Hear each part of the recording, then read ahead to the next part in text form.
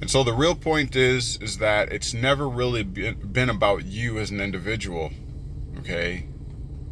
It's always been about the elite and their offspring and tracing bloodlines and inheritances back to the founding fathers, the ones who originally came over here and so-called established these colonies and what have you, because we all know that there were already indigenous people here. Okay, so they came conquering, okay, irregardless of who was here prior to them, their arrival, okay? And when they did, what they did is they took advantage of the indigenous people and got them to work those plantations and to produce so that raw materials could be sent over to Great Britain. Great Britain would then manufacture product and then sell them worldwide and become very wealthy, okay? Now, a question that we should be asking ourselves is, what nationality were most of the elite, especially, you know, in the 1700s and 1600s and what have you? And you'll find that the majority of them are British, okay? And including the founding fathers, you know, a lot of them were sympathizers and loyalists to the king. And they came over here under the guise, supposedly the narrative is that for freedom of religion and to be able to you know, do what they, or pursuit of happiness and all this kind of stuff. I'm finding more and more that just doesn't it does not fit the agenda that is being realized today, okay, whatever that means. But anyways, so it's never been about us, okay? We are simply those who are not, I should say, indigenous to this land are simply just plantation workers.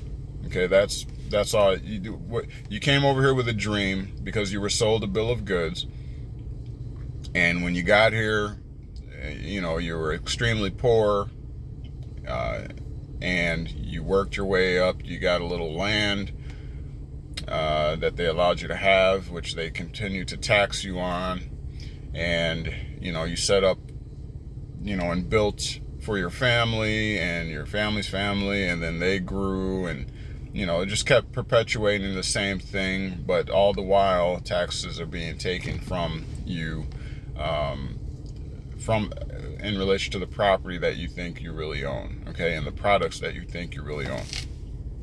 So you don't really own it. All right. So then comes the agenda to keep power and to grow and expand that power, because as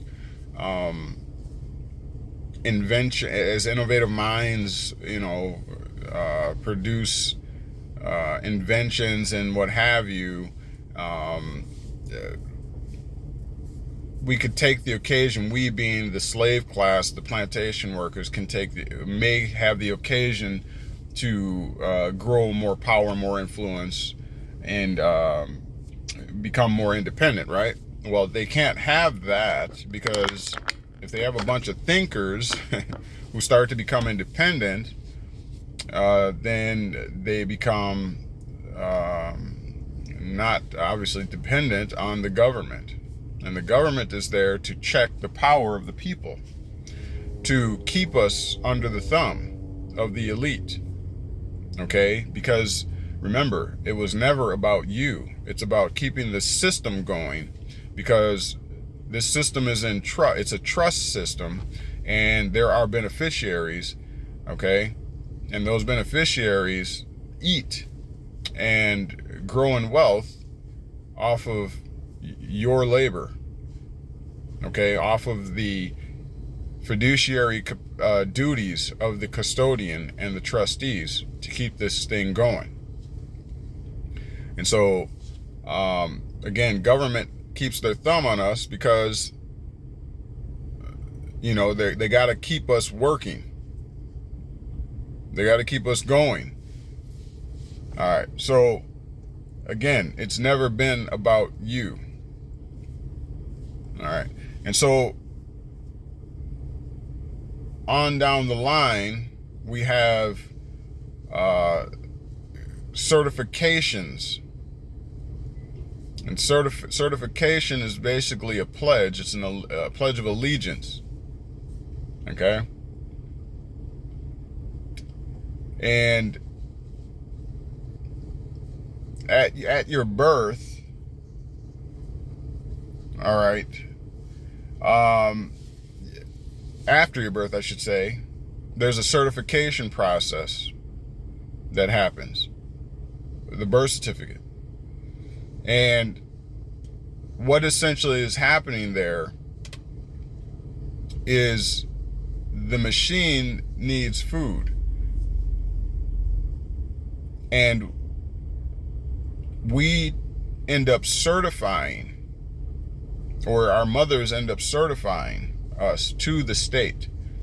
And the state being a franchise of the federal government being the strong arm of the trust setup.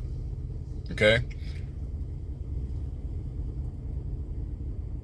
And so when we're certifying again at birth or after birth, we're saying we pledge allegiance, we pledge our energy to perpetuate the system, to keep it going. Now, there's a thing called a certificate of live birth, and then there's the birth certificate. Okay, the certificate of live birth is the medical proof that you were born, as witnessed by the medical doctor, the PhD, whatever. Okay, that's what the COLB, the certificate of live birth, is. In contrast, the birth certificate is the legal entity, legal state created entity. Okay, and that the purposes, I should say, of the birth certificate is to sign deeds, legal documents, and contracts. That's what it's for. Okay, now both of them have what appears to be your name on them. Okay, that is with purpose. Okay, so in the game, for instance, in the game of Monopoly, though you may be a real man or woman playing the game, you don't use your personal individual assets while playing that game. You use little tokens or little representations or capacities to play the game of Monopoly. And you use the Monopoly money and not your own personal currency, right? Same thing here in this game of Monopoly. Okay? In this trust, in this corporate personhood and corporation, federal corporation.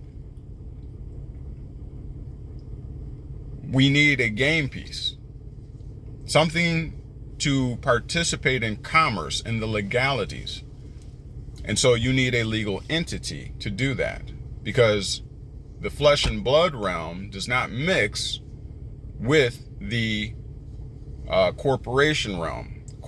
Corporation, the root word being corpse, like dead body, not living. Okay? And so that's what the birth certificate is.